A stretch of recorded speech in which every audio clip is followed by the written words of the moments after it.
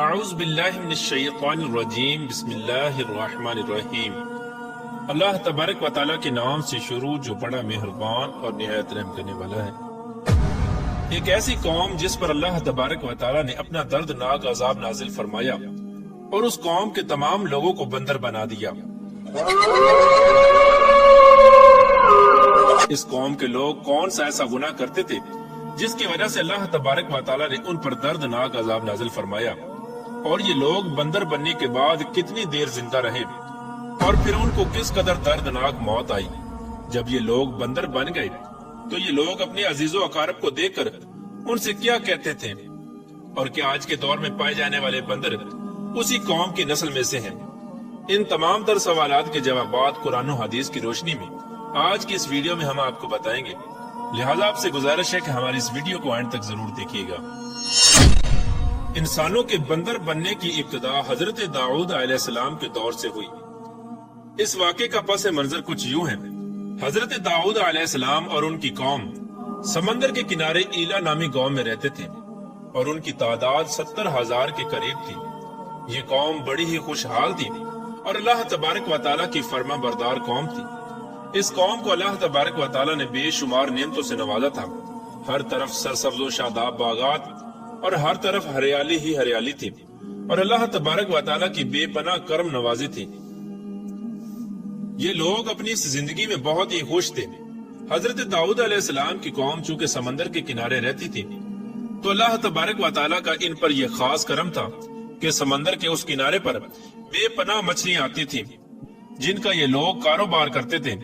اور بہت ہی خوشحالی والی زندگی گزارتے تھے۔ جب یہ قوم اللہ تبارک و تعالیٰ کی نعمتوں کی وجہ سے خوشحال ہو گئی تو اللہ تبارک و تعالیٰ کی نافرمانی پر اتر آئی اور طرح طرح کے گناہوں کے اندر مبتلا ہو گئی۔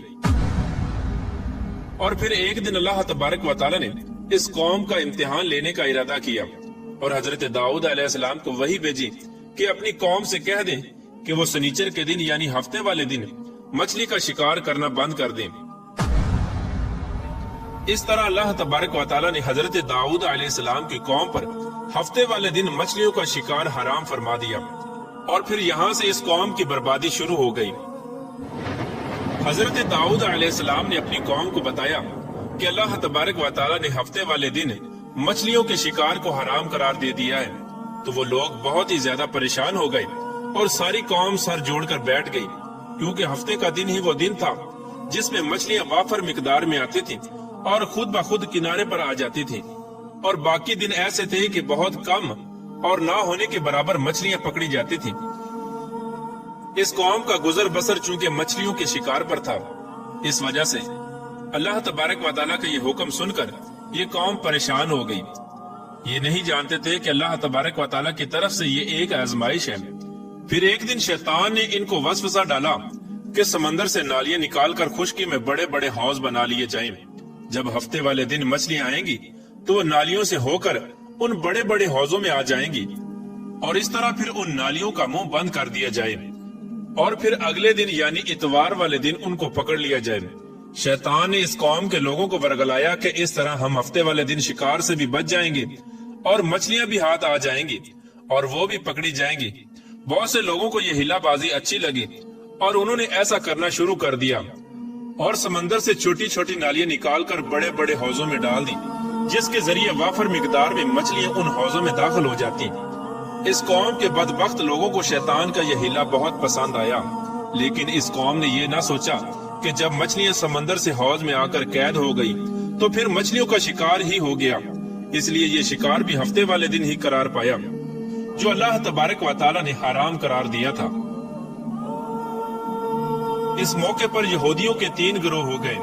کچھ لوگ ایسے تھے جو شکار کے اس شیطانی ہلے سے منع کرتے تھے اور ناراض و بیزار ہو کر شکار سے باز رہے، اور کچھ لوگ اس کام کو دل سے برا جان کر خاموش رہے، لیکن انہوں نے شکار نہ کیا اور دوسروں کو منع بھی نہ کرتے تھے، بلکہ یہ لوگ منع کرنے والوں سے یہ کہتے تھے کہ تم لوگ ایسی قوم کو نصیحت کرتے ہو جنہیں اللہ تبارک و تعالیٰ ان قریب ہلاک کرنے والا ہے اور ان پر اپنا دردناک عذاب نازل فرمانے والا ہے۔ اور اس قوم کے کچھ لوگ ایسے تھے جو سرکش اور نافرمان لوگ تھے، جنہوں نے اللہ تبارک و تعالیٰ کے حکم کی اعلانیہ مخالفت کی اور شیطان کے ہیلے بازی کو مان کر ہفتے والے دن شکار کرنے لگے۔ یہ لوگ اللہ تبارک و تعالیٰ کے حکم کی کھلا مکھلا مخالفت کرتے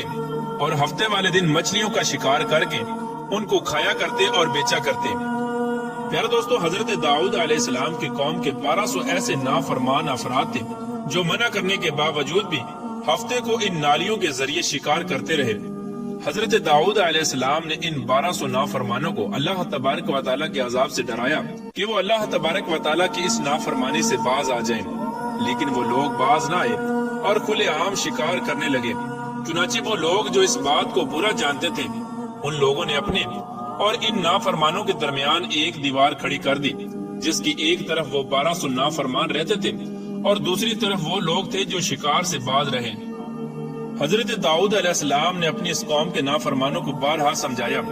لیکن یہ لوگ اپنی نافرمانی سے باز نہ آئے اور اسی طرح اللہ تبارک و تعالیٰ کی نافرمانی کرتے رہے اور شکار کرتے رہے۔ پھر ایک دن حضرت داؤد علیہ السلام نے غضبناک ہو کر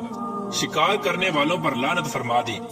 اس کا اثر یہ ہوا کہ ایک دن خطا کاروں میں سے